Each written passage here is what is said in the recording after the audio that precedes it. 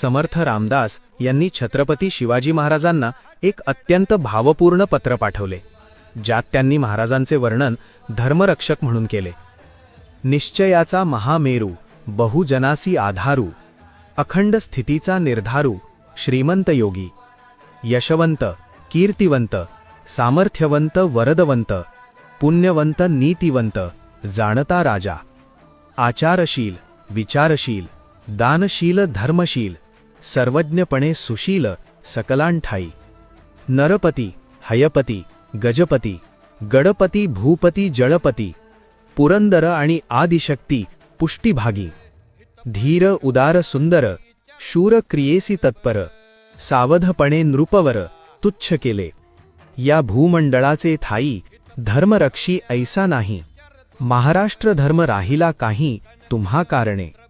कित्येक दुष्ट संहारिला, कित्येकासी धाक सुटिला, कित्येकासी आश्रयो झाला शिवकल्याण राजा.